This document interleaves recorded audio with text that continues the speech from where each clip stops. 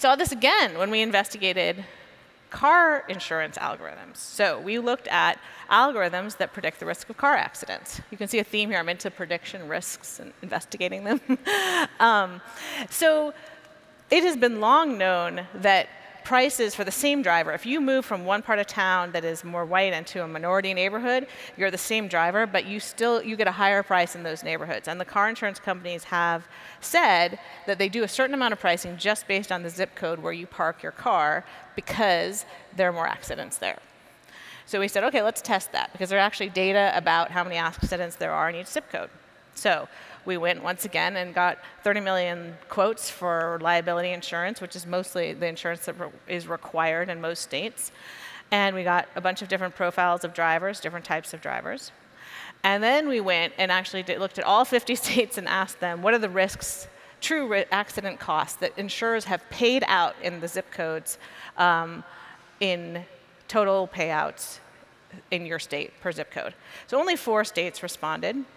But in those 4 states, we were able to compare the premiums to the payouts, right? So we controlled for all the things, one safe driver, so that the only difference was the zip code. And then we looked at, did their difference in price really, truly reflect the difference in risk in those neighborhoods? And once again, we saw that there was a weird gap. So I don't know if you can see it, but there's the straight line that's red is the prices in minority neighborhoods. And they are basically tracking risk. It's a linear relationship between risk. As the neighborhood gets riskier, the price gets higher. The blue line is whiter neighborhoods. And what you see is it starts to track risk, and then it goes down. So there's a strange moment where high-risk neighborhoods are actually getting underpriced. And that was, again, a strange finding, right? So in truth, the white neighborhoods were getting some kind of forgiveness. What that means in real life is that there are these disparities. Like, this is in Chicago, in one neighborhood where Otis pays almost $200 a month for his car insurance, has had no accidents. He's in a western zip code in the city where it's a minority neighborhood. And then we have Ryan, who pays $55 a month in his white affluent neighborhood near Wrigley Field, even though he just recently had an accident. Same company, Geico. And the difference was when we dug into their rates, and I don't know, these are probably too small, but the true cost of payouts in those neighborhoods was actually higher risk in Wrigley Park. It was slightly higher payouts from the insurers. That's how much they truly had to pay to cover their risk in those areas.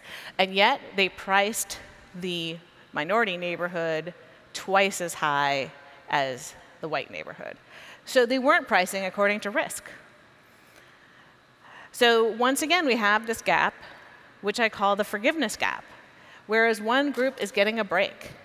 And I will speculate that maybe there's more competition in those neighborhoods. The insurers want to compete with each other on prices. Maybe they see those as more valuable customers. There could be all sorts of reasons. But the truth is, insurance, as a product that is regulated, required by law, you can go to jail for not having it, is actually required by law to be based on risk alone and no other factors.